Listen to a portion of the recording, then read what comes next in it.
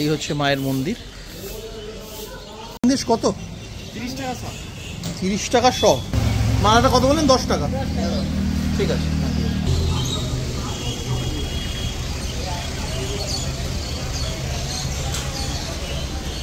নমস্কার, আমি Debraj Mukherjee and welcome back to my channel Variety Unfolded once again.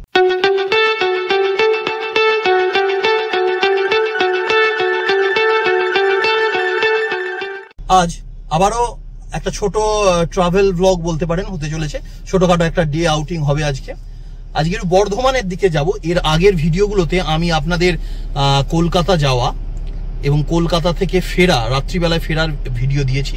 না দেখে থাকলে আই বাটনে এবং ডেসক্রিপশন বক্সে লিঙ্ক পেয়ে যাবেন, কাইন্ডলি দেখে নিন। আজকে আমি বর্ধমানের দিকে যাচ্ছি।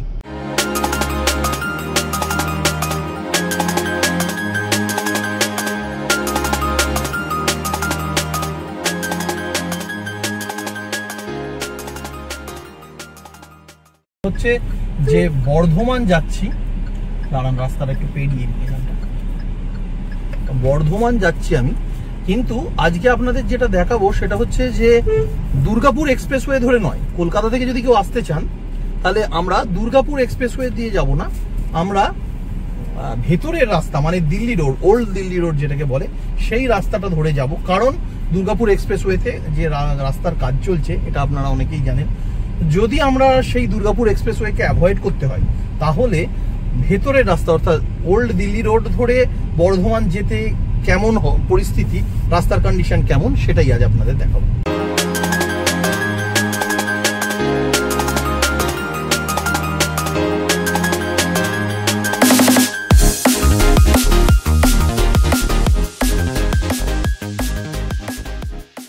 আমরা এখন ওল্ড দিল্লি রোডে চলে এসেছি। ওল্ড দিল্লি রোড ধরে এইবার সোজা যাব বর্ধমান।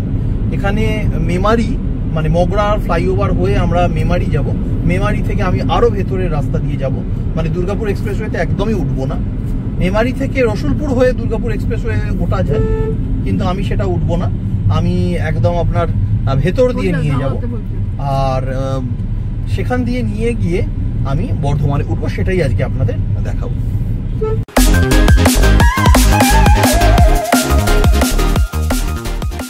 এসে পৌঁছে গেছি মগরা ব্রিজের উপর। এইখানে আমি স্লো ডাউন করলাম আপনাদের একটা জিনিস দেখানোর জন্য। একটা জিনিস লক্ষ্য করতে হবে, এখান থেকে ডান দিক নিতে হবে যদি আপনি সোজা বর্ধমান যেতে চান, আর বাঁ দিক হলে মাথার ওপর দিয়ে দেখুন রাস্তাটা সোজা কল্যাণীর দিকে চলে গেছে।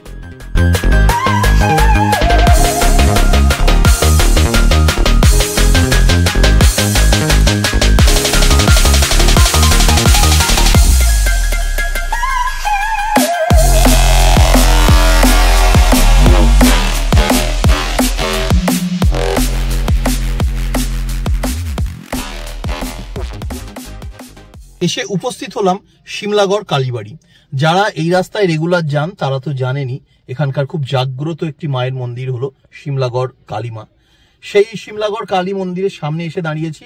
যারা খুব একটা এই রাস্তায় যান না তাদের চেষ্টা করবো একবার দর্শন করাবার।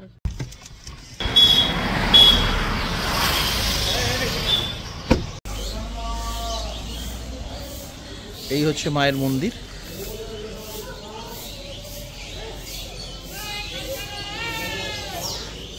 শিমলাগড় কালী মন্দির, আসুন দেখি। কত? 30 টাকা শ। 30 টাকা শ। দাও 500 দাও। আর পুজো দেওয়ার জন্য জবা ফুলের মালা আছে নাকি? ভালো থেকে মালা দিই। হ্যাঁ, মালাটা দেখুন আগে, তারপর। মালাটা কত বলেন? 10 টাকা। ঠিক আছে। আলতা সিঁদুর দেবো। আলতা সিঁদুর কত? দুটো 10 টাকা। 15 টাকা দুটো। 15 টাকা। তাহলে আমার কত হলো? তাহলে হলো আপনার 150, মালা 10, 60, 5 টাকা ধূপ, 5 টাকা মোমবাতি, 10 টাকা, 70 টাকা, আলতা সিঁদুর 15 টাকা, 85 টাকা, 185।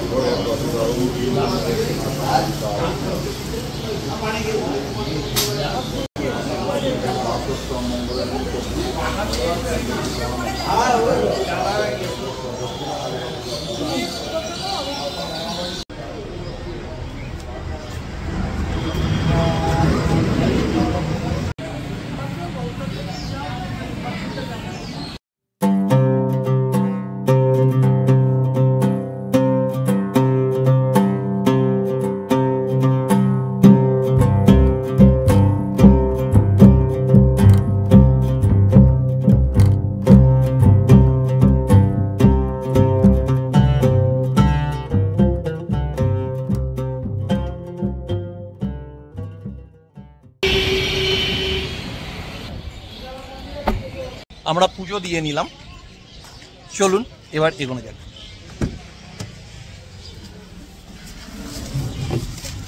তাহলে এবার চলুন আস্তে আস্তে বেরিয়ে পড়ি। আমাদের এখানে খুব সুন্দরভাবে আজকে পুজো দেওয়া হলো, আমি একটু চেষ্টাও করলাম আপনাদের দেখানোর। চলুন তাহলে।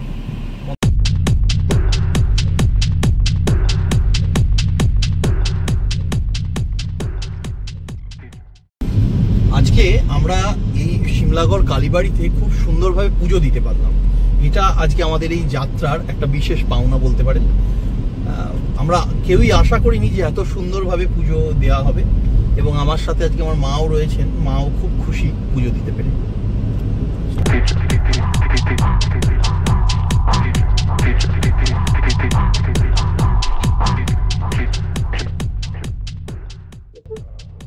এসে গেলাম মেমারি লেভেল ক্রসিং।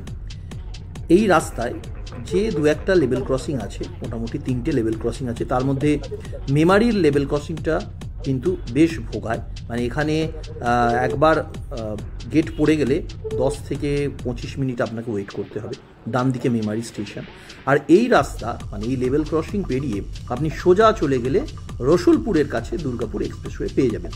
কিন্তু আজকে আমি আপনাদের একটু গ্রাম বাংলার নৈসর্গিক সৌন্দর্যও দেখানোর চেষ্টা করব। সেই কারণে আমি সামনে এগিয়ে ডান দিকের মোড়টি নেব, যেটা আমাকে মেমারি পৌরসভার দিকে নিয়ে যাবে। এই যে এগিয়ে এলাম, এখান থেকে আমি ডান দিকের রাস্তাটা নেব, আপনারা বাঁ দিকে সোজা গেলে রসুলপুর পাবেন।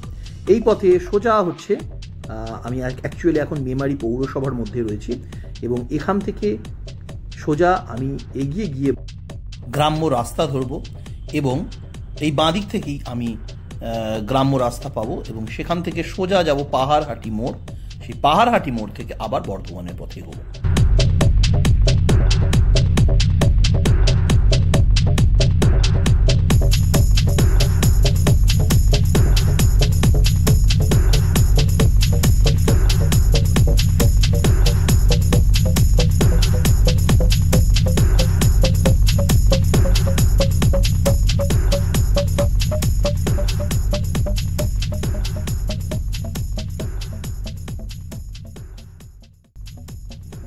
চলে এসেছি পাহাড়হাটি মোড়ে। ডান দিকে চলে গেল সোজা কাটোয়া, আর বাঁ দিকের রাস্তাটা আবার একেবারে সোজা এই উন্মুক্ত ধান ক্ষেতের মধ্য দিয়ে আমাদের নিয়ে গিয়ে পৌঁছে দেবে বর্ধমান।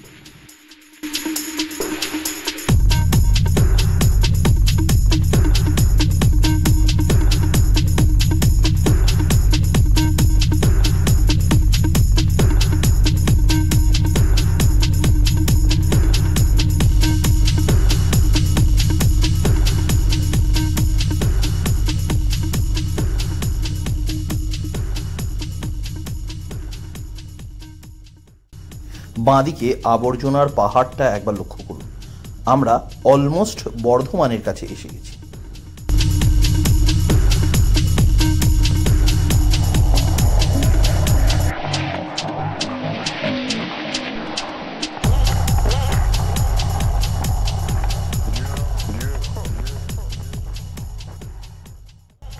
সামনে যে মোড়টা এসে গেল, এটার নাম কালনা গেট।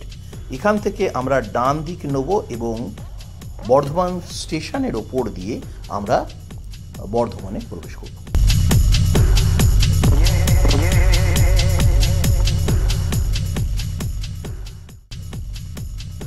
আমরা এখন এই যে ফ্লাইওভারটায় উঠলাম, এটাই আমাদের বর্ধমান স্টেশনের ওপর দিয়ে নিয়ে যাবে, এবং দূর থেকে দেখুন, দেখে অনেকটা দ্বিতীয় হুগলি ব্রিজেরই ছোট সংস্করণ বলে মনে হচ্ছে।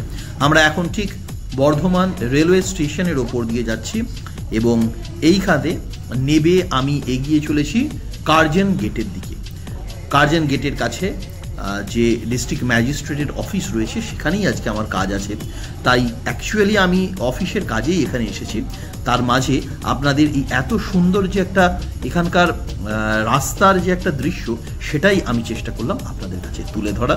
আর একটু এগোলেই ডান হাতে কার্জন গেট, এই যে ডান হাতে কার্জন গেট, আমি বাঁ দিক নিলাম এবং আমি এখন আমার অফিসে চলে এলাম।